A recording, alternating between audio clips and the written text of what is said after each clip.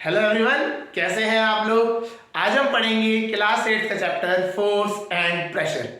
इसमें हम इंट्रोडक्शन लेंगे फोर्स का, व्हाट इज फोर्स, फिर टाइप्स ऑफ फोर्सेस के बारे में पढ़ेंगे and then effects of forces के बारे में भी हम समझेंगे। उसके बाद later we will be studying pressure. चलिए स्टार्ट करते हैं आज का lecture on pressure and force. चलिए सबसे पहले हम बात करते हैं फोर्स के बारे में। फोर्स क्या होता है, फोर्स है ना। फोर्स बेसिकली क्या होता है, इट इज अ पुश और पुल ऑन एन ऑब्जेक्ट। ठीक है, अगर साइंस के लैंग्वेज में बात करें, अ पुश और पुल ऑन एन ऑब्जेक्ट। किसी भी ऑब्जेक्ट के ऊपर एक पुश या फिर पुल अगर हम बात कहते हैं, उसे क्या कहा जाता है, फोर्स कहा जाता है। ठीक है, तो इसको भी समझ लेते हैं। सपोज करिए आप क्या कर रहे हैं, आप किसी बॉडी, कोई बॉक्स है, उसे रस्सी से बांध के खींच रहे हैं अपने साथ। ठीक है, तो अपने साथ लेके आ रहे हैं। ठीक, आप आगे चल रहे हैं और ये बॉक्स को अपने तरफ साथ साथ खींचते चले जा रहे हैं, या आप उसको अपनी तरफ लेके आ रहे हैं, तो ये क्या हो गया, पुल। ये क्या कहा जाता है, पुल। किसी भी चीज को अपनी तरफ खींचना, उसे क्या कहा जाता है, पुल कहा जाता है। और अगर इसका उल्टा,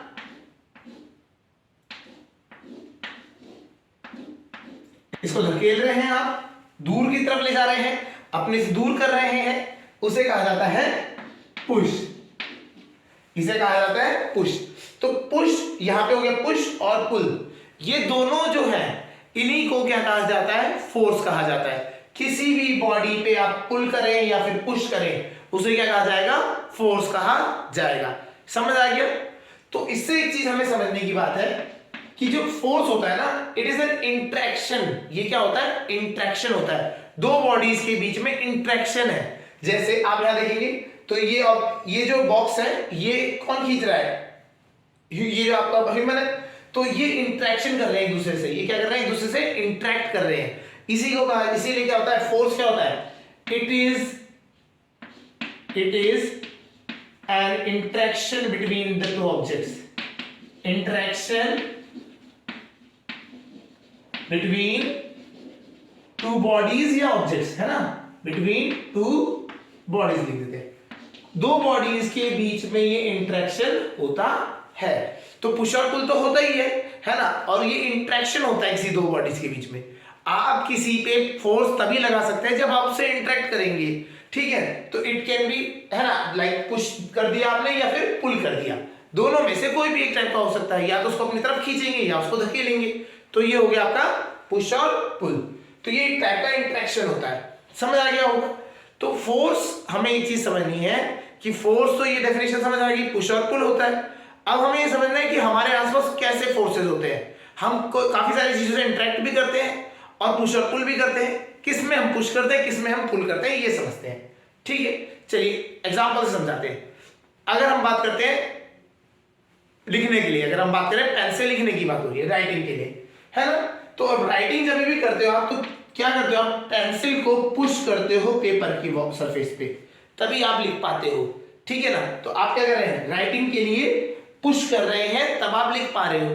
तो राइटिंग के लिए क्या चाहिए, आपको पुश करना है। क्लियर हो गया।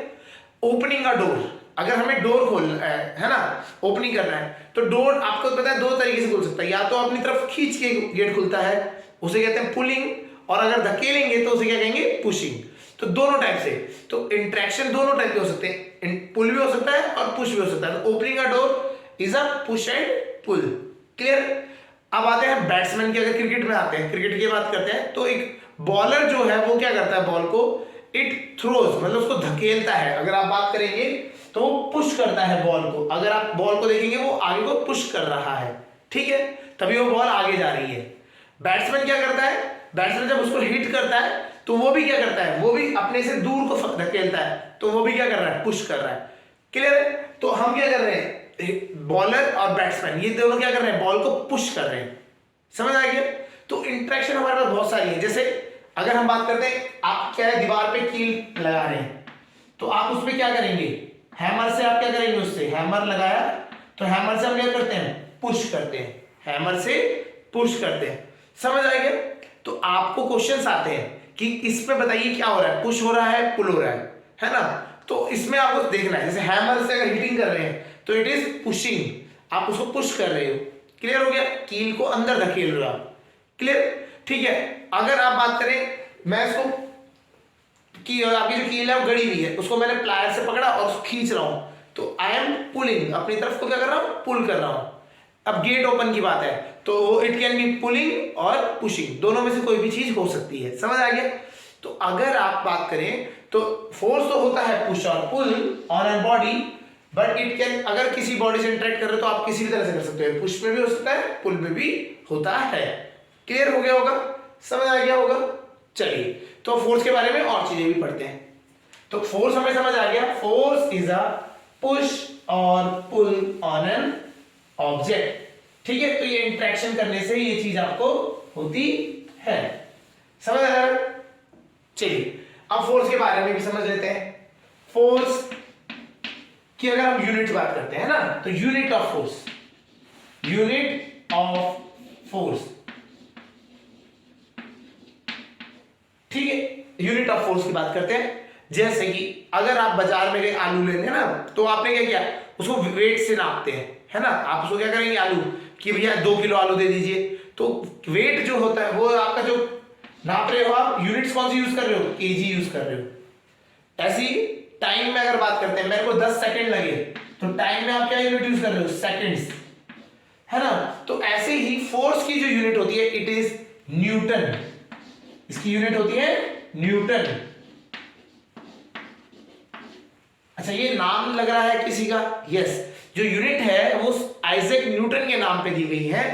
आइजैक न्यूटन, जिनको हम फादर ऑफ मॉडर्न फिजिक्स भी कहते हैं, आइजैक न्यूटन जो है वो फादर ऑफ मॉडर्न फिजिक्स भी है, तो उन्हीं की रिस्पेक्ट में ये जो फोर्स की यूनिट है उसको क्या दे दिया गया, न्यूटन दे दिया गया, तो वो होती है एन से लिखा जाता है। समझ आ गया। तो आपको समझना है कि जो फोर्स है इसकी जो एसआई, उसकी यूनिट जो है वो क्या है, न्यूटन। तो फोर्स आपको न्यूटन में देखा जाएगा, it is like 10 Newton force लगाया, 50 न्यूटन फोर्स लगाया, तो आपको न्यूटन में पता करना है, बात करनी है। समझ आ गया। तो फोर्स जो होता है वो न्यूटन में आता है। क्लियर है। चलिए, अब हम बात करते हैं नेक्स्ट पॉइंट पे।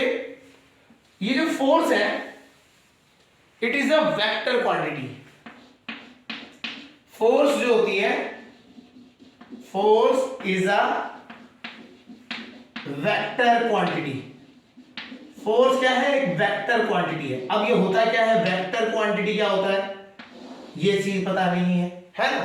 तो वेक्टर क्वांटिटी मतलब क्या होता है, वो चीज जिसकी डायरेक्शन और मैग्नीट्यूड दोनों चीज होती है, जिसमें मैग्नीट्यूड और डायरेक्शन दोनों चीजें होती हैं। अब क्या है, इसको समझते हैं थोड़ा सा। देखिए, आपने फोर्स लगाया, अगर मैं इस दीवार पे या बोर्ड पे फोर्स लगा रहा हूं तो I am pushing the wall, है ना, पुशिंग कर रहा हूं, धक्का दे रहा हूं, तो मैं जो फोर्स लगा रहा हूं वो मेरे को कुछ भी न्यूटन हो सकता है ना। वो 20 न्यूटन, वो मैग्नीट्यूड हो गया। ये जो 20 न्यूटन क्या है, मैग्नीट्यूड, कि कितना फोर्स लगा रहा हूं। लेकिन जब फोर्स जो है, फोर्स अकेले मैग्नीट्यूड से नहीं होता, इसमें डायरेक्शन भी बतानी पड़ती है आपको, कि मैं इसको अंदर को फोर्स लगा रहा हूं, तो इसीलिए इसमें डायरेक्शन इंक्लूडेड होती है। आप कभी भी फोर्स लगाएंगे तो उसमें हमें आपको बताना भी पड़ेगा कि डायरेक्शन किस डायरेक्शन में। समझ रहे। जैसे कि अगर एक बॉक्स है, आप उस बॉक्स में फोर्स लगा रहे हैं, तो आपको बताना पड़ेगा उसको आप पुश कर रहे हैं या पुल कर रहे हैं। वो कैसे पता लगेगा, पुश और पुल का, with the help of direction. तो हमेशा याद रखिएगा, जो फोर्स है वो एक वेक्टर क्वांटिटी है, उसमें मैग्नीट्यूड भी होता है, डायरेक्शन भी होती है। मैग्नीट्यूड मतलब वैल्यू, कितनी वैल्यू है, जैसे फोर्स है आपका 10 न्यूटन का, 20 न्यूटन का, 30 न्यूटन का, है ना। तो ये तो हो गया मैग्नीट्यूड, ये तो हो गया मैग्नीट्यूड की वैल्यू कितनी है। और डायरेक्शन क्या हो गया, किस डायरेक्शन में लगाया गया है। तो विदाउट डायरेक्शन आपका मैग्नीट्यूड का कोई, मतलब आपका फोर्स का कोई इफेक्ट पता नहीं लगेगा कि क्या हो रहा है, किस डायरेक्शन में फोर्स लगाया, वो आपको बताना जरूरी है इसमें। समझ आ गया, क्लियर है। तो फोर्स क्या है, it is a vector quantity. ये क्या है, वेक्टर क्वांटिटी है, मतलब इसमें मैग्नीट्यूड भी होता है, डायरेक्शन भी होता है। समझ आ गया होगा फोर्स का। तो फोर्स क्या है, इट इज अ पुश और pull on a body, push और पुल होता है बॉडी पे, ठीक है। और उसके बाद ये क्या है, इसकी यूनिट है इसकी न्यूटन में, और इस ये क्या है, एक वेक्टर क्वांटिटी है जिसमें मैग्नीट्यूड भी होती है डायरेक्शन भी होती है। तो मैग्नीट्यूड भी पता होना चाहिए और डायरेक्शन भी पता होना चाहिए। क्लियर है?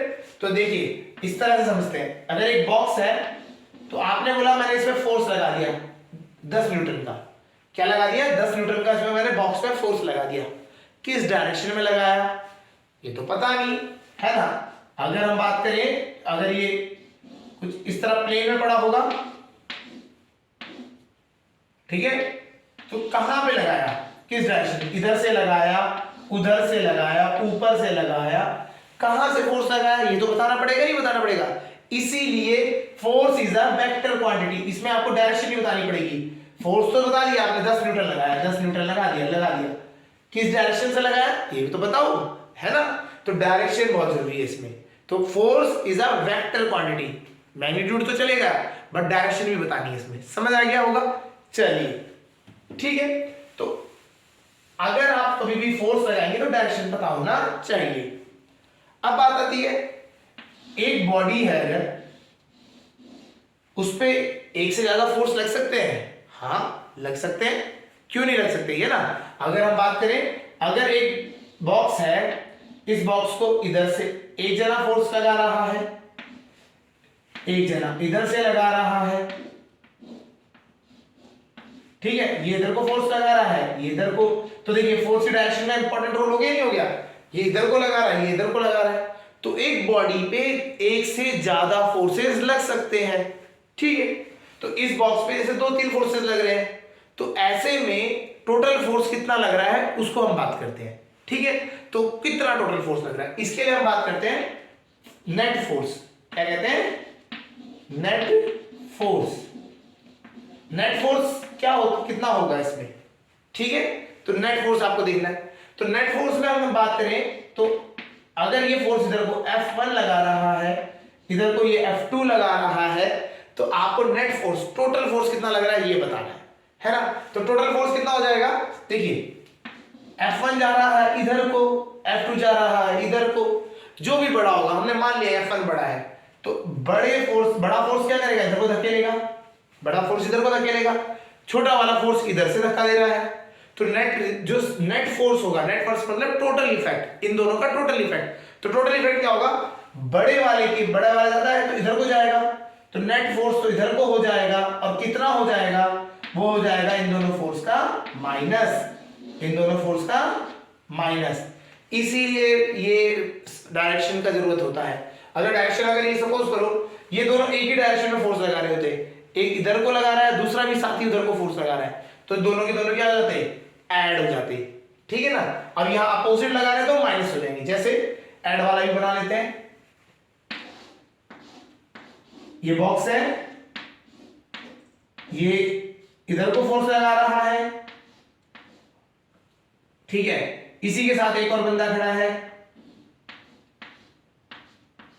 तो F1 भी इधर को लग रहा है और F2 भी इधर को लग रहा है। तो ऐसे में F नेट कितना हो जाएगा, F नेट हो जाएगा F1 प्लस F2, तो ये फोर्स बढ़ जाएगा, टोटल फोर्स क्या हो जाएगा, दोनों को ऐड करके होगा।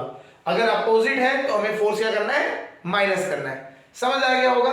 तो नेट फोर्स कैसे निकाला जाएगा, हमेशा आपको फोर्सेस को ऐड और सब्ट्रैक्ट करके निकालना पड़ेगा। अगर अपोजिट है तो माइनस होंगे, ये अपोजिट है ना, ये इधर जा रहा है इधर जा रहा है, अपोजिट है तो माइनस होंगे, अगर सेम डायरेक्शन में है तो ऐड हो जाएंगे, समझ आ गया होगा।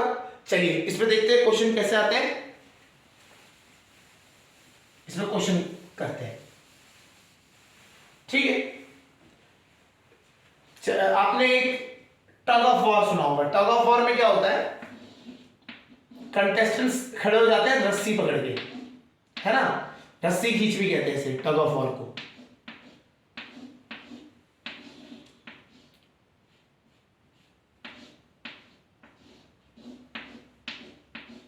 इधर 3 जने हैं, ये खींच रहे हैं, ठीक है, इधर इक्वल कंटेंडेंट्स होते हैं,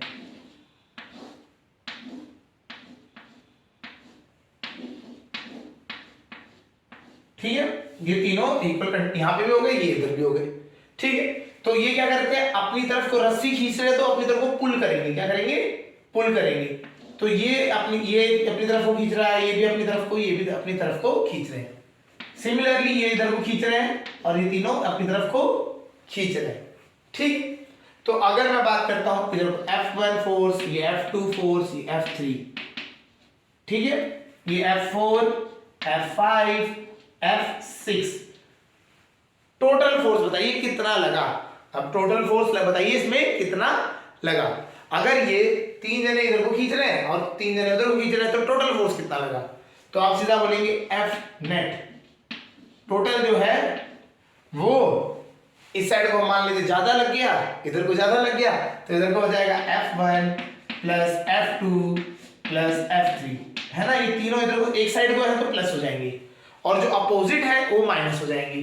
तो minus F4 minus F5 minus F6, तो F नेट कितना आ गया, ये इस तरह से निकल गया, ठीक है, समझ आ गया।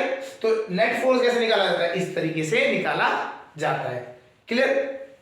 चलिए वैल्यूज के साथ काम कर लेते हैं आप थोड़ा सा, है ना, ये है इस तरीके से वैल्यूज के साथ काम करते हैं, ठीक है। सपोज करिए इसने लगाया 50 न्यूटन, इसने लगाया 80 न्यूटन, ठीक है, और इसने लगाया 40 न्यूटन, ठीक है। इन्होंने फोर्स, एक ने 50 लगाया, एक ने 80 लगा दिया, एक ने 40 न्यूटन। अगले इसी साइड देखते हैं, इस साइड लगाया एक ने 60 न्यूटन, ठीक है, एक ने लगाया 40 न्यूटन और एक ने लगा दिया 80 न्यूटन। तो अब बताना है कि नेट फोर्स कितना हुआ, क्या हुआ, नेट फोर्स, ठीक है। चलिए इधर देखते हैं, काउंट करते हैं, इधर को कितना फोर्स था, इधर को हो गया 50 प्लस 80 प्लस 40, तो यहां पे आप बताओगे, आप ऐसे लिखोगे 50 प्लस 80 प्लस 40, ठीक है। तो कितना हो गया 170 न्यूटन, 170 न्यूटन। तो टोटल फोर्स इधर को कितना लग गया 170 न्यूटन, उधर को कितना लगा 80 प्लस 40 प्लस 60, तो ये हो गया 180 न्यूटन। आप ऐड करेंगे 80 प्लस 40 120, 120 प्लस 60 180 न्यूटन। तो इधर को कितना लगा 180 न्यूटन, इधर को कितना लगा 170 न्यूटन। तो टोटल कितना ज्यादा हो गया, इस साइड को ज्यादा हो गया, इस साइड को ज्यादा हो गया। तो F नेट क्या लिखेंगे, F नेट लिखेंगे ज्यादा वाला कौन है 80 माइनस छोटे वाला कौन सा है 170। तो आपका टोटल नेट फोर्स कितना हुआ 10 न्यूटन, कितना हो गया 10 न्यूटन। तो अगर बात करें रस्सी पे कितना फोर्स लग रहा है, वो है 10 न्यूटन। समझ आ गया, ठीक है। चलिए एक क्वेश्चन देते हैं, इसको आप पहले खुद ट्राई कीजिएगा, नेट फोर्स निकालना है, ठीक है। अच्छा अभी जो हमने इससे पहले वाला क्वेश्चन किया उसमें नेट फोर्स तो पता लग गया, उसकी डायरेक्शन क्या है, उसकी डायरेक्शन भी तो बताओगे हम, इस डायरेक्शन में, कहां पे था, इस डायरेक्शन में, 10 Newton in right side, right side को जा रहा है, क्लियर। चलिए एक फोर्स दे देते हैं, 80 न्यूटन इसने लगाया, 80 न्यूटन इसने भी लगा दिया और 80 न्यूटन इसने भी लगा दिया, तीनों ने क्या लगाया 80 न्यूटन लगा दिया। इधर वाले थोड़े डिफरेंट लगा रहे हैं, एक ने 50 लगाया, एक ने 90 लगा दिया और एक ने 70 लगा दिया, ठीक है। इस तरीके से फोर्सेस लगाए। तो नेट फोर्स कितना होगा और किस डायरेक्शन में होगा ये बताना है, क्लियर है। चलिए कर लीजिए, ठीक है। तो अब हम करते हैं इसमें 80 80 80, तो टोटल कितना हो जाएगा, ठीक है। अगर 80 80 80 तो 80 को 3 से मल्टीप्लाई कर देंगे, 3 से 24, 240 न्यूटन। इधर को कितना फोर्स लग गया 240 न्यूटन। इधर को कितना लग रहा है 50 और 90 140, 140 प्लस 70 210 न्यूटन, 210 न्यूटन। समझ आ गया। एफ नेट निकाल लेते हैं। एफ नेट क्या होगा, बड़े में से कौन सा बड़ा है, ये बड़ा है, कितना है 240 माइनस छोटे वाला 210 न्यूटन। तो आंसर आ गया इन दोनों को माइनस करके 30 न्यूटन। तो हमारा आंसर क्या है 30 न्यूटन इन लेफ्ट डायरेक्शन, ठीक है, इधर को क्या हो गया, लेफ्ट, है ना, ये मेरा राइट हैंड है, ये लेफ्ट हो गया तो लेफ्ट साइड हो गया। समझ आ गया?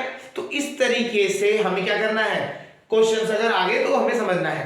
क्लियर हो गया? तो ये कहते हैं, इसे कहते हैं नेट फोर्स, या फिर टोटल ये मैग्नीट्यूड आ रहा है, ये जो 30 जो है ना, ये मैग्नीट्यूड है, और ये जो एरो हम जो बता रहे हैं वो डायरेक्शन दिखा रहे हैं। समझ आ गया? तो ये मैग्नीट्यूड है, वो डायरेक्शन है। क्लियर हो गया? समझ आ रहा होगा? चलिए ठीक है। अब यहां पे ना इसी में यहीं पे थोड़ा समझ लेते हैं। फोर्सेस दो टाइप के हो जाते हैं। फोर्सेस क्या हो जाते हैं, दो टाइप के हो जाते हैं। एक होता है बैलेंस्ड फोर्स, क्या हो जाता है, बैलेंस्ड फोर्स, और एक होता है अनबैलेंस्ड फोर्स, अनबैलेंस्ड फोर्स। ठीक है, दो टाइप के फोर्सेस हो जाते हैं, एक होता है बैलेंस्ड फोर्स, एक होता है अनबैलेंस्ड फोर्स। क्या होता है ये समझ लेते हैं। बैलेंस्ड फोर्स क्या होता है, if net force on a body is zero, अगर एक बॉडी पे टोटल फोर्स जो है वो जीरो हो जाए तो वो कितना होगा, क्या हो जाएगा, बैलेंस्ड फोर्स। ठीक है, अनबैलेंस्ड फोर्स क्या होता है, if net force on a body is not zero नहीं है, कुछ ना कुछ वैल्यू हो, 10 हो जाए, 1 हो जाए, 2 हो जाए, कुछ भी वैल्यू हो जाए, वो क्या होगा, अनबैलेंस्ड फोर्स। तो जो अभी हम क्वेश्चन कर रहे थे वो क्या थे, अनबैलेंस्ड फोर्स, क्योंकि इसमें नेट वैल्यू आ रही थी। अब देखिए, सपोज करिए ये क्वेश्चन देखते हैं, ये है 50 न्यूटन, ये 100 न्यूटन, और ये है 120 न्यूटन। ठीक है, इधर देख लेते हैं, इधर है आपका 110 न्यूटन, 60 न्यूटन, 100 न्यूटन। ठीक है, इस तरीके से 110, 60 और आपका 100 न्यूटन हो गया। ठीक है, तो अब बताइए कितना फोर्स है, एफ नेट हम निकालते हैं। अब एफ नेट निकालेंगे, आप यहां पे गिनेंगे टोटल, तो कितना हो गया, 120 प्लस 100 220, और 50 ऐड होगा तो 270 न्यूटन। इधर को आप देखेंगे तो ये भी कितना आ रहा है, 270 न्यूटन। तो एफ नेट कितना आ जाएगा, इस बार एफ नेट दोनों को माइनस करेंगे तो आ जाएगा 0। तो जब ऐसा केस होता है तो इसे कहा जाता है बैलेंस्ड फोर्स। ठीक है, इसे क्या कहा जाता है, बैलेंस्ड फोर्स। अगर आप एक बॉडी पे फोर्स लगा रहे हो और उधर से भी और इधर से भी इक्वल फोर्स लग जाए तो बॉडी क्या होगी, वहीं पे पड़ी रह जाएगी, तो उसे कहते हैं बैलेंस्ड फोर्स। ठीक है, और एक होता है अनबैलेंस्ड फोर्स, जिसमें क्या था, थोड़ा सा वैल्यू चेंज कर दो, आप 100 की जगह पे आप इसको 100 की जगह 100 कर दिया, तो ये कितना हो गया 60, और आपका नेट फोर्स हो जाएगा 10 न्यूटन। कहां को हो जाएगा, ये इधर को हो जाएगा। ये आपका मैग्नीट्यूड हो गया 10 न्यूटन, और ये डायरेक्शन हो गई। समझ आ गया? तो इस तरीके से आपको क्या होता है, फोर्सेस का मैग्नीट्यूड और डायरेक्शन पता होनी चाहिए, और टाइप्स ऑफ फोर्सेस समझ आ गए होंगे, balanced force and unbalanced forces. Clear हो गया? ठीक है, तो ये होता है आपका फोर्सेस का कंसेप्ट। पुश और पुल होते हैं। ठीक है, सेकंड चीज, ये इसकी यूनिट जो होती है न्यूटन होती है, ये हमें समझ आ गई। डायरेक्शन जरूरी है, तो इसलिए हम इसे कहते हैं वेक्टर क्वांटिटी। क्लियर है? और अगर आपको एफ नेट निकालने के लिए आ जाए या मैग्नीट्यूड, नेट मैग्नीट्यूड निकालने के लिए आ जाए, तो ये इस तरह से करना है। सारे फोर्सेस को आपको क्या करना है, ऐड या सब्ट्रैक्ट। सेम डायरेक्शन में ऐड हो जाएंगे, और अगर अपोजिट डायरेक्शन में है, एक इधर जा रहा है एक इधर जा रहा है, तो माइनस हो जाएंगे। ठीक है, तो ये क्या हो गया आपका, इस तरीके से बैलेंस्ड और अनबैलेंस्ड फोर्स का कंसेप्ट भी समझ आ जाएगा। क्लियर? चलिए ठीक है, तो ये फोर्सेस हमें समझ आ गया, तो हमें इंट्रोडक्शन समझ आ गया होगा, what are forces, what is force, है ना, और इस क्या होता है ये फोर्स, है ना। ठीक, तो इसके हम बात करते हैं। एक अगला टॉपिक है, वो है effects of forces. Effects of forces, forces के इफेक्ट्स क्या होते हैं। ठीक है, तो अब हमने फोर्स तो पढ़ लिया, फोर्स क्या होता है ये समझ आ गया हमें। अब हम बात करते हैं इसके इफेक्ट्स क्या होते हैं। तो इसके इफेक्ट्स में हम बात करें तो मेजरली दो इफेक्ट्स को हम बात करते हैं। क्या है, पहला है change in state of motion, change in state of motion और रेस्ट। मोशन और रेस्ट। क्या करता है ये, चेंज कर देता है स्टेट। कैसे, अगर कोई बॉडी रुकी हुई है तो अगर हमने फोर्स लगाया तो वो मूव करने लग जाएगी, ठीक है, और अगर कोई बॉडी मूव कर रही है, हमने फोर्स लगाया, वो रुक जाएगी, ठीक है, क्लियर हो गया। तो इसमें हम क्या कर सकते हैं, स्टेट चेंज कर सकते हैं मोशन की, और मोशन में अगर है तो रेस्ट में, और रेस्ट है तो मोशन में। इस तरीके से हम इसको कर सकते हैं, ठीक है, क्लियर है। सेकंड जो है वो है change in shape. Change in shape, shape में चेंज करने की बात हो रही है, ठीक है। तो इसमें आते हैं, क्लियर है। तो स्ट्रेट वाला जो है ना, ये वाला पार्ट, ये लंबा है, ये बड़ा है, आपको समझते हैं। तो इसमें स्ट्रेट में जब हम बात कर रहे हैं तो तीन तरीके की चीजें बात करेंगे। पहली चीज, रेस्ट में है बॉडी, उसकी बात करते हैं। मोशन में है बॉडी, उसकी बात करते हैं। और तीसरी चीज आपकी डायरेक्शन की बात करते हैं। डायरेक्शन की बात करते हैं। इन तीनों को समझते हैं, आपने आप समझ आ जाएगा, हो जाएगा इजी, ठीक है। तो इफेक्ट्स ऑफ फोर्सेस में आता है पहला चीज, change the state of motion और रेस्ट। पहला आता है रेस्ट, सबसे पहला पॉइंट आएगा रेस्ट। फोर्स लगाने से कोई भी बॉडी अगर रेस्ट पे है तो वो मूव कर सकती है ना। अगर वो रुकी हुई है बॉडी, उसको मूव करा सकते हैं। हमने जैसे सपोज करिए साइकिल पड़ी थी, आपने फोर्स लगाया, उसको मूव कराया, वो आगे मूव कर गई, क्लियर है। एक आपको सपोज करिए व्हील है, व्हील पड़ा था आपका, है ना, आपने स्टिक से हिट किया, वो व्हील आगे वो मूव चल गया। बॉल है, बॉल को हिट किया आपने फुट से या आपने हाथ से फोर्स लगाया और वो मूव करने लगी। तो बॉल या कोई भी चीज जो रेस्ट पे है, बुक है, टेबल पे पड़ी है, रेस्ट पे थी, है ना, उसको आपने क्या किया, हाथ से फोर्स लगाया, वो मूव करा दिया, तो वो रेस्ट से क्या हो गया, मोशन में आ गया। तो अगर हम बात करें इफेक्ट ऑफ फोर्सेस में आता है, तो ये क्या कर सकता है, force can move a body from rest. तो रेस्ट में पड़ी हुई बॉडी को मूव करा सकता है, समझ आ गया। तो ये चीज हो गई। सेकंड चीज आती है मोशन के लिए। मोशन में क्या है, आप फोर्स की हेल्प से किसी भी बॉडी का मोशन चेंज कर सकते हैं। कैसे, अब चेंज करने का मतलब क्या है, रोकने की बात हो रही है, नहीं, यहां पे सब बात हो रही है। देखिए कैसे, अगर कोई बॉडी चल रही है तो उसकी स्पीड को आप बढ़ा सकते हो, कैसे, फोर्स लगा के। आप क्या करेंगे, फोर्स लगाएंगे। देखा होगा साइकिल चला रहा है तो हल्के हल्के पीछे से बंदा आया, उसने धक्का दे दिया, थोड़ा तेज है ना, हल्का सा, ऐसे नहीं धक्का देके गिर दिया, हल्का सा तेजी से हल्का किया तो वो तेज चलने लग जाता है, समझ आ गया। जैसे कि आप देखेंगे कोई अगर ब्रिज के ऊपर कोई वो है चला रहा है ना, कोई व्हीकल लेके जा रहा है, तो हल्के हल्के लेके जा रहा है, तो आपने फोर्स लगाया, है ना, फोर्स लगाया, पीछे धक्का दिया तो और तेजी से जल्दी जल्दी ले जाएगा, ठीक है। तो फोर्स से आप क्या कर सकते हैं, उसकी स्पीड बढ़ा सकते हैं, ठीक है। अगर कोई बॉडी चलती भी आ रही है, फोर्स लगाया, ब्रेक लगा दिया आपने, ब्रेक क्या है, फोर्स ही तो है, ब्रेक में फोर्स लगाया, फोर्स लगाने से वो बॉडी का मोशन रेस्ट पे ले आए, तो बॉडी की स्पीड बढ़ सकती है और घट सकती है with the help of motion, with the help of force, ठीक है। मोशन में आपका क्या हो सकता है, चेंज हो सकता है। जैसे कि क्रिकेट खेलते हैं, है ना, क्रिकेट में क्या हुआ, बॉल है, बॉलर ने क्या किया, फोर्स लगाया, तो बॉल रुकी हुई थी, वो और फोर्स लगाने से वो तेजी से चलने लगी, क्लियर हो गया। अब वो तेजी से चलती भी आ रही है फील्डर के पास, तो उसने क्या किया, फोर्स लगाया और बॉल को रोक दिया, ठीक है। तो फोर्स लगाने से उसने मोशन को क्या कर दिया, रेस्ट में कन्वर्ट कर दिया, और रेस्ट को फिर मोशन में कन्वर्ट कर दिया। तो ये चेंज हो सकता है। अब बात करते हैं डायरेक्शन। डायरेक्शन क्रिकेट में देखिए, बॉलर ने बॉल करी तो बैट्समैन क्या करता है, बैट की हेल्प से बॉल की डायरेक्शन बदल देता है। तो क्या करता है, जो बॉल पे फोर्स लगाता है और उसकी डायरेक्शन बदल जाती है, समझ आ गया। तो डायरेक्शन बदलने के लिए हम क्या करते हैं, फोर्स का यूज कर सकते हैं।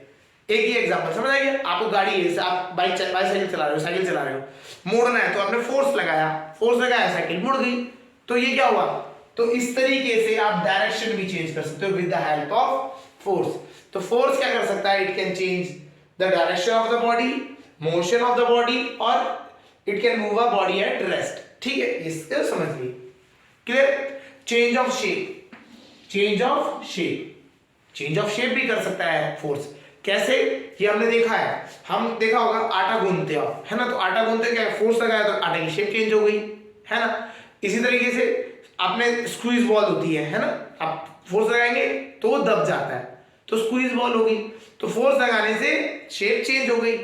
जो आपका ब्लैकस्मिथ होता है, लोहार हो गया, वो आयरन पे हिट करता है हैमर से, और उसकी शेप चेंज कर देता है। तो फोर्स लगाया, शेप चेंज, ठीक। तो इस तरीके से इफेक्ट ऑफ फोर्स में अगर हम बात करें, it changes the shape of the body.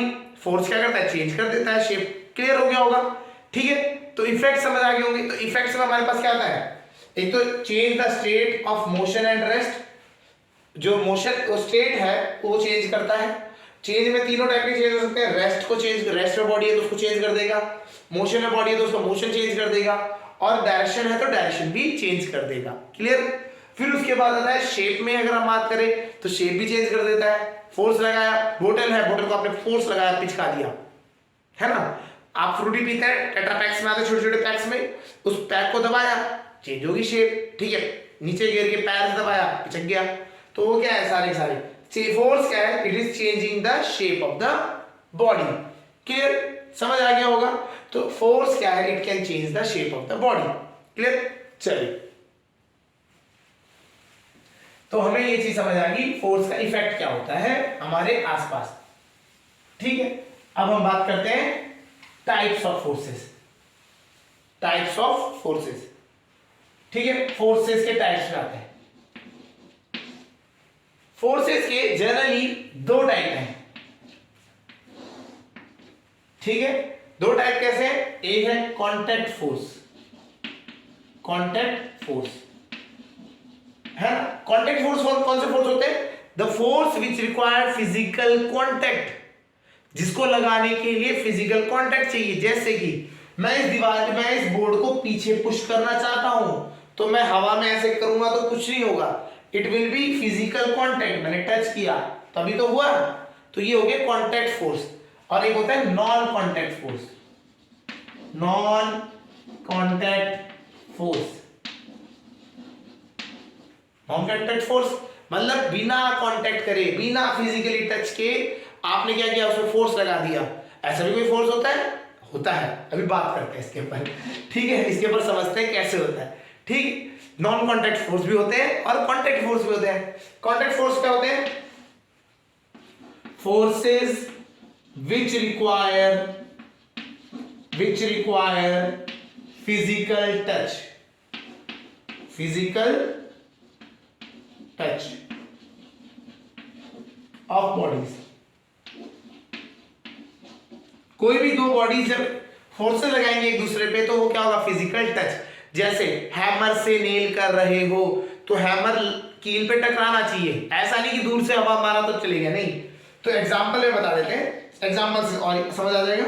जैसे मस्कुलर फोर्स, मतलब जैसे हम हाथ से लगाते हैं ना, मस्कुलर फोर्स हमारी मसल्स का फोर्स, ठीक है, मस्कुलर फोर्स होता है, ठीक है। Friction force, friction force, cycle में ब्रेक लगाते हैं तो फ्रिक्शन फोर्स की वजह से होता है।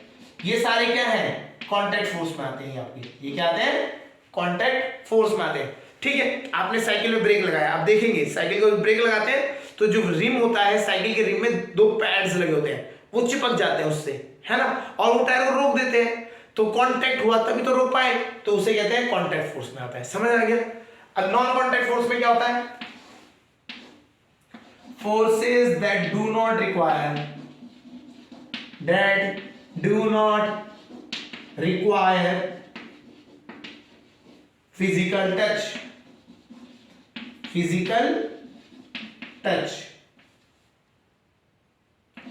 फिजिकल टच नहीं चाहिए। एग्जाम्पल समझाते हैं। अब देखते हैं कितने लोगों को याद है ना, समझ आता है कि फिजिकल टच के बिना अगर फोर्स लगाना है, फिजिकल टच मतलब दोनों टच नहीं हुए और फोर्स लगा रहे हैं एक दूसरे पे। एग्जाम्पल में अगर हम बात करें तो एक आता है मैग्नेटिक फोर्स, ठीक है, मैग्नेटिक फोर्स। अब मैग्नेटिक फोर्स तो सबने देखा है, क्या होता है, दो मैग्नेट्स होते हैं, मैग्नेट में होता है नॉर्थ साउथ, दूसरा मैग्नेट ले लेते हैं, ठीक है, इस टाइप से नॉर्थ साउथ। तो ये दोनों एक दूसरे को क्या करेंगे, एक दूसरे को अट्रैक्ट करेंगे, अपनी तरफ खींचेंगे। मैग्नेट में याद रखना, मैग्नेट में एक चीज याद रखनी है, सेम पोल क्या करते हैं, रिपेल करते हैं, same pole repel, opposite pole attract, opposite pole attract, तो अपोजिट पोल जो होंगे वो अट्रैक्ट करेंगे। जैसे नॉर्थ साउथ है, चिपकेंगे। अगर नॉर्थ नॉर्थ हो जाए या साउथ साउथ हो जाए तो एक दूसरे को धकेलेंगे, रिपेल करेंगे। तो इस टाइप से जो मैग्नेटिक फोर्स होते हैं, ये चीज हमें देखनी है, हमने देखी भी है। हमारे पास बहुत सारे आजकल मैग्नेट्स हम यूज करते हैं, फ्रिज में वो चिपकाने के लिए, नोट्स चिपकाने के लिए जो मैग्नेट्स लगते हैं, टॉयज में आता है आपका, इवन स्पीकर्स में भी मैग्नेट्स यूज होते हैं। तो ये सारे मैग्नेट्स क्या करते हैं, इनमें नॉर्थ और साउथ पोल होते हैं, दो पोल्स होते हैं, ठीक है। इन पोल्स की हेल्प से वो क्या करते हैं, एक दूसरे को अट्रैक्ट और रिपेल करते हैं। क्लियर हो गया। आयरन को वो अट्रैक्ट करते हैं, आयरन को आप रखेंगे तो आयरन को अट्रैक्ट करेंगे। क्लियर है। तो ये होता है मैग्नेटिक फोर्स। इसमें आपको आयरन से टच करने की जरूरत नहीं है। आप मैग्नेट को यहां रखा, आयरन यहां रखा हुआ, आयरन का कील यहां पे कुछ रखा हुआ पीस, ठीक है। तो ये अपने आप ही खींचता हुआ चला आएगा, उसके बाद चिपक जाएगा अपने आप ही। तो ये क्या हुआ, इसमें टच किया था हमने, नहीं, अपने आप ही हो गया। तो ये हुआ नॉन कॉन्टैक्ट फोर्स। ये क्या है, non contact force. Magnetic force समझ आ गया होगा, ठीक है। इसको force between magnets, magnetic force क्या होता है, force between magnet and iron, ये बात कर सकते हो आप। फिर अगला होता है, एक होता है gravitational force. Gravitational force, gravitational force की बात करते हैं, ठीक है। ग्रेविटेशनल फोर्स, इनको समझा देते हैं, होता है कैसे ग्रेविटेशनल फोर्स, क्या होता है, ये चीज समझ लेंगे। कॉन्टैक्ट फोर्स समझ आ गया होगा, मस्कुलर फोर्स, ब्रेक्स होते हैं हमारे, ये सारे क्या है, कॉन्टैक्ट फोर्स में आते हैं, ठीक है। नॉन कॉन्टैक्ट फोर्स में हम बात करते हैं ग्रेविटेशनल फोर्स। ग्रेविटेशनल फोर्स क्या होता है, कोई भी बॉडी, जो बड़ी बॉडीज होती हैं जिनमें मास होता है, ठीक है, मास मतलब जो हमारा वेट होता है, मास होता है, तो वो एक दूसरे को अट्रैक्ट करती हैं। उस फोर्स को किस फोर्स की वजह से अट्रैक्ट करती है, ग्रेविटेशनल फोर्स। वो किसके फोर्स की वजह से अट्रैक्ट करती है, ग्रेविटेशनल फोर्स। जैसे हम अर्थ से चिपकते हैं, ठीक है ना, तो ये अर्थ है और अर्थ हमें अट्रैक्ट कर रही है अपने तरफ को, तो वो क्या है, ग्रेविटेशनल फोर्स। सन, हम सन के चारों तरफ घूमते हैं, किस वजह से, ग्रेविटेशनल फोर्स। मून हमारे अर्थ के चारों तरफ घूमता है क्योंकि ग्रेविटेशनल फोर्स। समझ आ गया। तो ग्रेविटेशनल फोर्स ही है, तो ये क्या करते हैं, बड़ी बड़ी मास वाली ऑब्जेक्ट, उनको एक दूसरे की तरफ खींचते हैं। क्लियर है। तो ग्रेविटेशनल फोर्स एक दूसरे को अट्रैक्ट करती है हमेशा, तो gravitational force is attraction force, है ना। अगर हम बात करें अर्थ में हम खड़े हैं तो हम भी खींच रहे हैं, हम बोलते हैं ग्रेविटी, हम बोलते हैं ना ग्रेविटी की वजह से हो रहा है ये सब कुछ। हम कूदते हैं, हम जंप करते हैं तो वापस अर्थ पे गिरते हैं ना, बस जंप करेंगे वापस अर्थ पे आ जाएंगे, तो ये क्या हो रहा है, ग्रेविटी की वजह से हो रहा है। ग्रेविटी कुछ नहीं है, gravity is gravitational force of earth. जो ग्रेविटी होता है, क्या होता है gravity, gravitational force of earth होता है, ग्रेविटेशनल फोर्स ऑफ अर्थ। तो ग्रेविटेशनल फोर्स ऑफ अर्थ को ही तो ग्रेविटी कह देते हैं, ठीक है। तो gravity is the gravitational force of the earth. जो ग्रेविटेशनल फोर्स अर्थ लगा रहा है उसे हम ग्रेविटी कह रहे हैं। तो अगर ये मून पे चले जाएंगे तो gravitational force of moon is called moons gravity, ठीक है। तो ग्रेविटी प्लेनेट के नाम पे चली जाती है जनरली। तो अर्थ में है तो अर्थ की ग्रेविटी आ जाएगी, मून पे है तो मून की ग्रेविटी आ जाएगी। होता क्या, ये भी ग्रेविटेशनल फोर्स होता है, समझ रहे हो। अगर कोई बॉडी पे मास है तो एक दूसरे को अट्रैक्ट करेंगे, वो क्या होगा, ग्रेविटी की वजह से होता है। समझ आ गया होगा। चलिए दूसरा हो गया हमारा ग्रेविटेशनल फोर्स, समझ आ गया। एक और है हमारा नॉन कॉन्टैक्ट फोर्स, उसको भी समझ लेते हैं। दैट इज थर्ड जो है वो है electrostatic force. Electrostatic force example में ये तीनों फोर्स है, आपको समझ में आने चाहिए क्या होते हैं, इंपॉर्टेंट। पहला मैग्नेटिक फोर्स। मैग्नेटिक फोर्स सबने महसूस देखा होगा कि मैग्नेट से हम आयरन को चिपकाते हैं तो मैग्नेटिक फोर्स हो गया। मैग्नेट की हेल्प से जो फोर्स लगता है वो मैग्नेटिक फोर्स हो गया, ठीक है। उसमें हमें एक चीज याद रखनी है, same pole repel each other, opposite pole attract each other. North होगा तो रिपेल करेंगे, साउथ होगा तो रिपेल करेंगे, नॉर्थ साउथ होगा अपोजिट होंगे तो अट्रैक्ट करेंगे। समझ आ गया। ग्रेविटेशनल फोर्स क्या होता है, जो मास जिसकी वजह से हम अर्थ तक चिपके हुए है ना। तो मतलब कोई भी दो बॉडी मास वाली, उनके बीच में जो फोर्स होता है उसे कहते हैं ग्रेविटेशनल फोर्स, ठीक है। Gravity is the example of gravitational force, ठीक है, उसका पार्ट है। आता है इलेक्ट्रोस्टैटिक्स। एक एक्सपेरिमेंट करते हैं लोग, क्या करते हैं, छोटे छोटे पेपर के बिट्स काटिए। आप ना एक पेपर के बिट्स लीजिए छोटे छोटे, और पेपर के बिट्स ना रख दीजिए नीचे टेबल पे, ठीक है। एक सबके पास ज्योमेट्री बॉक्स में रूलर होता ही है, स्केल होता ही है ना। रूलर को लिया आपने, रब किया, हेड पे रब करिए थोड़ी देर तक, है ना। रब करने के बाद जब आप इसके पास लेके आएंगे, अगर आप इसको इसके पास लेके आएंगे तो ये पेपर इससे चिपक जाएंगे, रूलर से क्या हो जाएगा, स्टिक कर जाएंगे।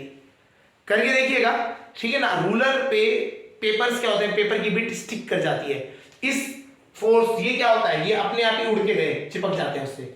ये किस वजह से होता है, ये होता है इलेक्ट्रोस्टैटिक फोर्स। ये क्या होता है, इलेक्ट्रोस्टैटिक फोर्स की वजह से होता है। और होता क्या है, ये होता है force between charge particles, between charge particles में चार्ज हो जाता है, उसकी वजह से ये चीज होती है। जब हम रब करते हैं तो स्केल जो होता है वो चार्ज बन जाता है और वो पेपर को अपनी तरफ अट्रैक्ट कर लेता है। तो चार्ज पार्टिकल्स के बीच में जो फोर्स होता है उसे क्या कहते हैं, इलेक्ट्रोस्टैटिक फोर्स। मैग्नेट्स के बीच में जो फोर्स होता है उसे मैग्नेटिक फोर्स। मासेस के बीच में, मास MASS, मासेस के बीच में फोर्स होता है उसे कहते हैं ग्रेविटेशनल फोर्स। मासेस के बीच में ग्रेविटेशनल, चार्ज पार्टिकल के बीच में इलेक्ट्रोस्टैटिक्स, और मैग्नेट्स के बीच में, मैग्नेट्स और आयरन के बीच में आपका मैग्नेटिक फोर्स। समझ आ गया।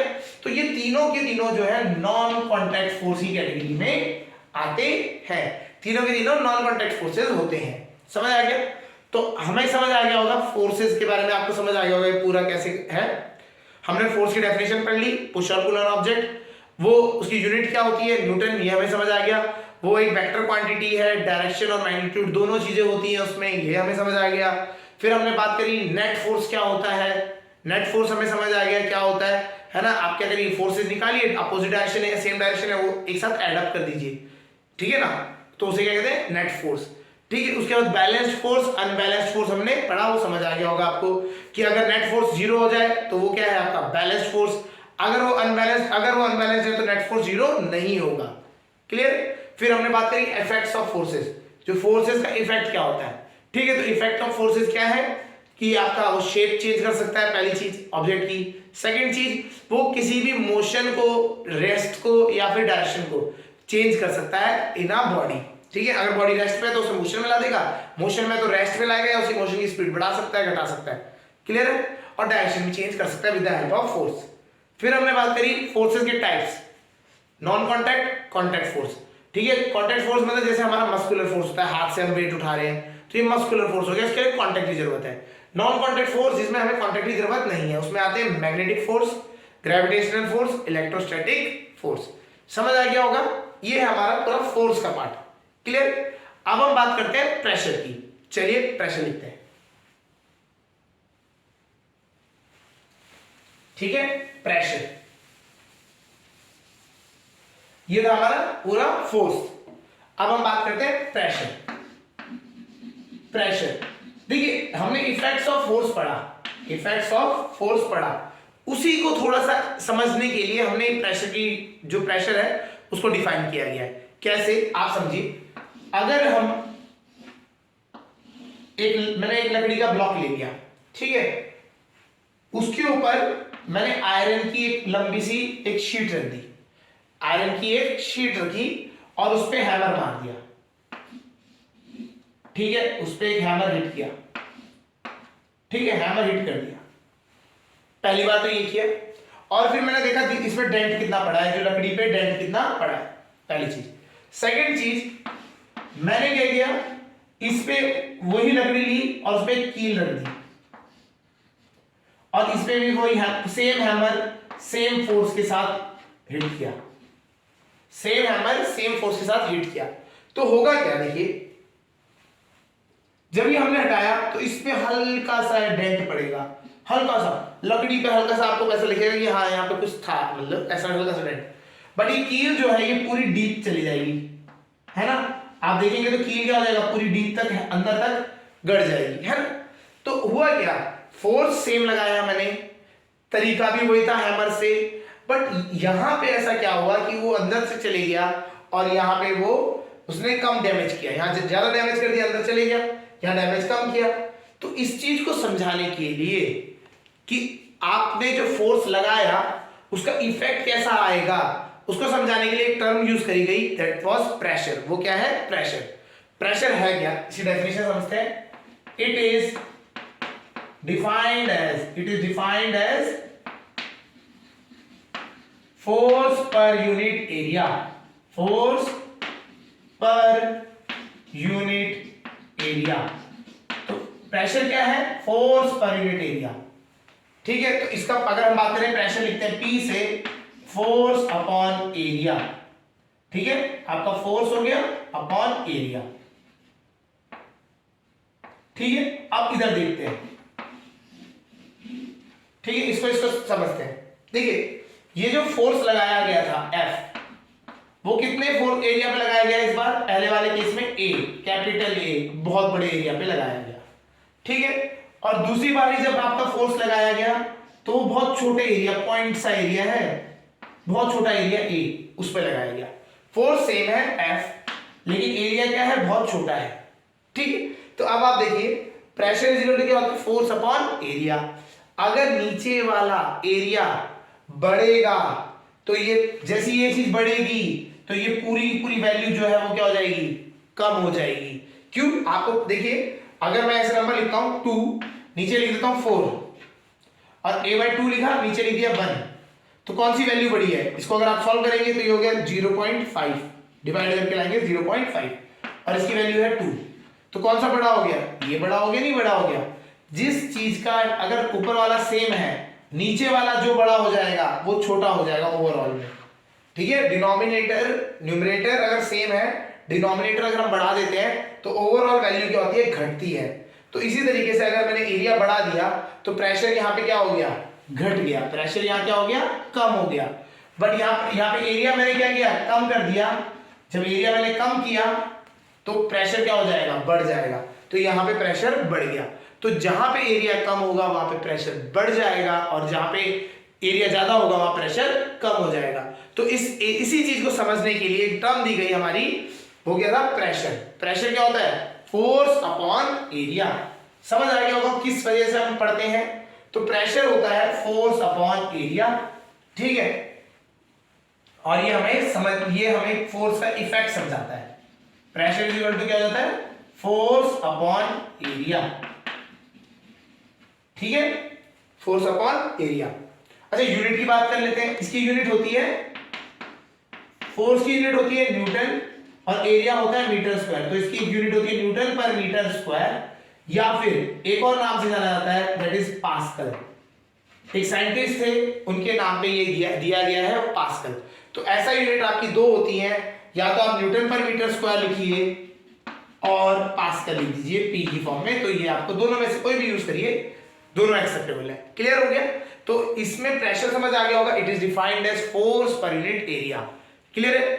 अगर आपका फोर्स वही है, एरिया कम हो गया तो प्रेशर बढ़ जाएगा, अगर एरिया बढ़ गया तो प्रेशर कम हो जाएगा। यही रीजन है आज की डेट में हम बहुत जगह पे इस चीज को यूज करते हैं, इस प्रेशर का कंसेप्ट। आपने देखा होगा बैग्स, जिसको आप स्कूल में पहनते हैं, तो जहां पे शोल्डर पे बैग होता है तो उसकी स्ट्रैप मोटी होती है एज कंपेयर टू नीचे जो हम खींचते हैं वो पतली होती है, लेकिन यहाँ वाली बड़ी होती है। क्यों बड़ी होती है? बड़े होने से एरिया बढ़ जाता है और प्रेशर क्या हो जाता है? कम हो जाता है। तो अगर एरिया बढ़ा दिया तो इसका प्रेशर कम हो गया, और अगर एरिया कम करेंगे तो प्रेशर ज्यादा होगा। अगर प्रेशर ज्यादा होगा तो आपका स्ट्रैप ना आपके कंधे में चुभेगा। अगर एरिया बढ़ गया तो कंधे पे प्रेशर वो चुभता नहीं है। समझ आ गया? तो इसी तरीके से हम प्रेशर की हेल्प से आज की डेट में बहुत सारी चीजें बनाते हैं। नीडल्स जिससे हम कपड़े सिलते हैं ना, तो आगे से वो पॉइंटेड होती है। पॉइंटेड क्यों होती है? पॉइंटेड होगी तो एरिया कम होगा, आप फोर्स लगाएंगे तो प्रेशर बढ़ जाएगा और वो अंदर तक डीप कपड़े से थ्रू पार हो जाएगा। सिमिलरली नेल्स, जो नेल होती है वो क्या होती है? आगे से पॉइंटेड होती है, क्योंकि वो अंदर डीप चली जाती है प्रेशर लगने पे। क्लियर? तो इस तरीके से हम प्रेशर को यूज करते हैं। क्लियर? यहां तक समझ आ गया? तो प्रेशर समझ आ गया, तो pressure is defined as force per unit area. Clear? अच्छा, अभी हमने देखा ये सॉलिड की बात तो कर ली, जो प्रेशर होता है वो सॉलिड पे लगता है ना। तो जो हम यहाँ पे अब बात करते हैं किसकी? प्रेशर अगर खाली सॉलिड ही देता है क्या? नहीं, और जो प्रेशर होता है ना, आपको समझाते हैं। Pressure by fluid. अब हम बात करते हैं प्रेशर बाय फ्लूइड्स। फ्लूइड्स क्या लीजिए? फ्लूइड में हम दोनों की चीजें बात करेंगे, लिक्विड की भी बात करेंगे एंड गैस। फ्लूइड मतलब होता है जो फ्लो कर सकता है, जो बह सकता है उसे कहते हैं फ्लूइड। तो लिक्विड भी बह सकता है और गैस भी बह सकती है, तो दोनों क्या होते हैं, फ्लूइड होते हैं। ठीक है। अच्छा, अगर हम बात करें इस तरह से, हमने एक पाइप ले लेते हैं, नीचे एक बैलून सा बांध देते हैं। ठीक है, पहले बैलून ऐसा ही होगा बिल्कुल, आपने यहां बैलून सा बांध दिया, इसमें पानी भरना स्टार्ट कर दीजिए। जब आप पानी भरेंगे तो आप देखेंगे कि बैलून क्या हो जाएगा, फूल जाएगा और इसमें पानी भर जाएगा। हाँ या ना? तो ये पानी की वजह से बैलून फूल गया। क्यों फूल गया? बिकॉज जो पानी है वो भी इस पे क्या लगा रहा है, इस पे फोर्स, प्रेशर लगा रहा है। क्या लगा रहा है? प्रेशर। तो जो पानी होता है वो भी क्या करता है, प्रेशर लगाता है। इसी तरीके से एग्जांपल आप देख लीजिए, आप एक बोतल, प्लास्टिक की जो बोतल आती है, आप उसमें क्या करिए, जो ये आपका बिस्लरी की बोतल्स आती है ना, तो बिस्लरी की बोतल सॉफ्ट होती है, आप दबाएंगे क्रश कर जाएगी, उसमें पानी भर लीजिए। ठीक है, उसमें एक तो दो बोतल ले लीजिए, एक तो क्या है विदाउट वाटर, क्रश करिए वो क्रश हो जाएगा, और एक पे क्या करिए, वाटर भर लीजिए पूरा टिप तक, और आप उसको दबाने की कोशिश करिए, वो दबेगा नहीं, बहुत कम दबेगा, है ना। क्यों इतनी दब रहा है? बिकॉज वाटर क्या कर रहा है, प्रेशर लगाता है साइड में। तो आपको ये समझना चाहिए कि वाटर जो होता है, लिक्विड जो होता है, लिक्विड एंड गैस दोनों, अब गैस का भी एग्जांपल बता देते हैं। गुब्बारे फुलाते हैं आप, है ना, आप गुब्बारे फुलाते हैं, बर्थडे बैलून्स। तो जब आप गुब्बारे फुलाते हैं तो क्या होता है, वो बैलून फूल तो जाता है ना, फूल गया, और आप उसको कुछ दबाएंगे तो वो क्या होगा, शेप चेंज करता रहेगा, लेकिन आपको ना एक फोर्स लगेगा, आपको लगेगा कि उसके अंदर कुछ है ना। तो वो क्या कर रहा है, बेसिकली एयर जो है अंदर, एयर भरी है, वो दीवार पे प्रेशर लगा रही है। वो क्या कर रही है, प्रेशर लगा रही है। तो आपको समझना है कि लिक्विड और गैस दोनों के दोनों प्रेशर लगाते हैं किस पे, liquid and gas applies pressure on the wall of container, apply pressure on walls of container, container की वॉल्स पे प्रेशर लगाते हैं। क्लियर? तो कंटेनर की वॉल पे प्रेशर लगाते हैं। पानी की बोतल, कोल्ड ड्रिंक आप भरी, नई बोतल, पूरी फिल्ड ना नई बोतल, उसमें गैस भी भरी होती है और जिसमें कोल्ड ड्रिंक है, उसको दबाने की कोशिश करिए, नहीं दबेगी। कोल्ड ड्रिंक खाली कीजिए, दबाइए, दब जाएगी बोतल। तो ये सारे के सारे क्या शो कर रहे हैं एक्सपेरिमेंट, कि अगर अंदर आपने लिक्विड भर दिया तो ये प्रेशर क्या करेगा, रिलीज करेगा, प्रेशर होगा अंदर, जो कि लिक्विड लगा रहा है किस पे, वॉल्स ऑफ कंटेनर पे। तो जब भी आप प्रेशर, लिक्विड को आप रखते हैं तो वो हमेशा क्या करता है, एक प्रेशर लगाता है कंटेनर पे। समझ आ गया होगा? क्लियर? तो ये इस तरीके से ये चीज हमें पता होनी चाहिए। तो liquid and gases applies pressure on the wall of container. Example अगर आपको देने के लिए बोलेगा तो लिक्विड भरिए पानी की बोतल में और उसको आप क्रश करने की कोशिश करिए, नहीं दबेगी, because it applies pressure on the this, है ना, प्रेशर देता है। आपके साइकिल के टायर में बात करते हैं, साइकिल के टायर में हवा भर लेते हैं तो साइकिल का टायर उड़ जाता है और वो आपका वेट भी होल्ड कर लेता है। कैसे होता है? बिकॉज जो गैस भरी आपने वो प्रेशर लगा रही है। क्लियर? तो प्रेशर हमेशा किस पे लगाते हैं, वॉल्स पे लगाते हैं जिसमें आपने कंटेन किया है। एयर ट्यूब में रखा, मतलब ट्यूब जो होती है उसमें रखा गया, तो वो ट्यूब में प्रेशर, ट्यूब की जो वॉल है उसमें प्रेशर लगेगा। क्लियर हो गया? समझ आ रहा होगा? क्लियर है? तो ये आपका क्या होता है, pressure by the liquid and gases. अच्छा, हमारे पास गैसेस अगर हम बात करें तो हमें पता है हमारे आसपास भी गैस है, एटमॉस्फेयर, है ना। तो एटमॉस्फेयर भी हम पे प्रेशर लगाता है क्या? यस।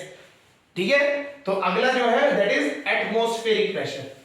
हमें ये तो पता लग गया लिक्विड एंड गैसेस प्रेशर लगाते हैं, तो जो हमारे ऊपर एटमॉस्फेयर है वो भी लगाता है क्या? यस। तो हमारे ऊपर क्या लगाते हैं, एटमॉस्फेरिक प्रेशर। अब बात करते हैं एटमॉस्फेरिक प्रेशर की। एटमॉस्फेरिक प्रेशर,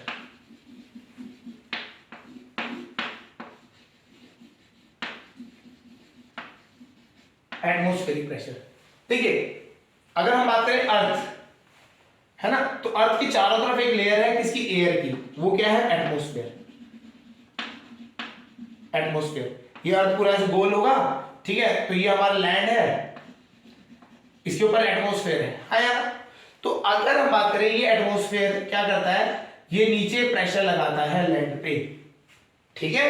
तो ये जो एटमॉस्फेयर है, हमारे ऊपर जो भी एयर है वो हमारे पे भी प्रेशर लगाती है, उस प्रेशर को कहा जाता है एटमॉस्फेरिक प्रेशर।